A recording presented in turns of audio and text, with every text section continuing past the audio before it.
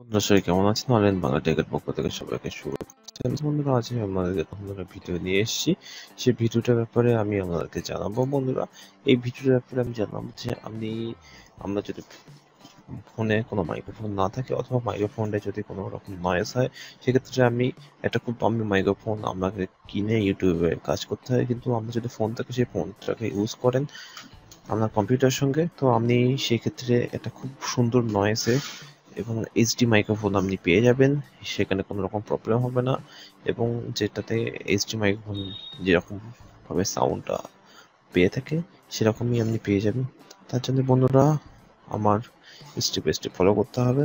তো বন্ধুরা আপনাকে এই অ্যাপসটা প্রথমে প্লে স্টোর থেকে ইনস্টল করে নিতে হবে। প্লে স্টোরে গিয়ে ওখান থেকে ও মাইক বলে একটা অ্যাপস আছে, সেটা ইনস্টল করে নিন। আর যখন আপনি ইনস্টল করবেন এবং আপনার ফোনে এটা লোড করে নেবেন, তো এরপরে আপনাকে যেটা করতে হবে, একটা ক্লায়েন্ট সফটওয়্যার আছে, সেটা আপনাকে কমপ্লিট ইনস্টল করতে হবে। আপনি যে ডিসক্রিপশন লিঙ্কটা দিয়ে দিয়েছি, আমি চাইলে সেই লিঙ্কটা ভিজিট করুন, দেখবেন আপনার যে প্ল্যাটফর্ম আছে সেটা ইনস্টল করে দিন। এখানে আমি উইন্ডোজ প্ল্যাটফর্ম, তো আমি ক্লায়েন্ট প্রোগ্রামটা এবং তার সঙ্গে ড্রাইভারটা দুটো সফটওয়্যার নিতে হবে, নিয়ে আপনার ফোনে ইনস্টল করে নিতে হবে। আমি স্টেপে দেখাচ্ছি না, ইনস্টল স্টেপ কোনো জটিল কিছু নয়। আপনার কোনো প্রবলেম হয় ডিসক্রিপশনে দিয়ে দেবেন।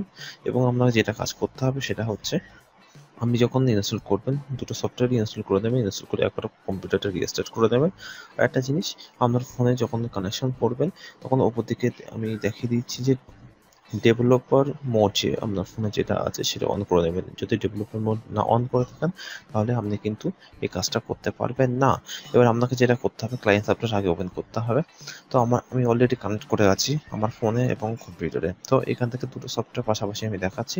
এখান থেকে এই স্টপ বাটনটা যেটা দেখছেন আমি এখন স্টপ করছি না, কারণ আমার কানেক্টেড আছে আমার ফোনের সঙ্গে।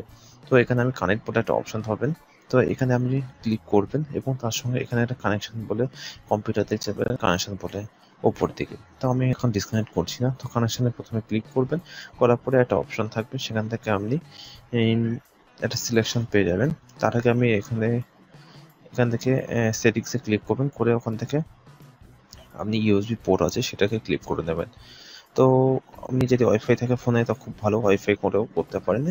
আর যদি ওয়াইফাই নেই তারা ইউএসবি করে করবেন। সেটিংস, তারপরে ওয়াইফাইতে ক্লিক করে দেবেন। আমি ইউএসবি করেছি। তো বন্ধুরা এখানে আর কিছু করতে হবে না।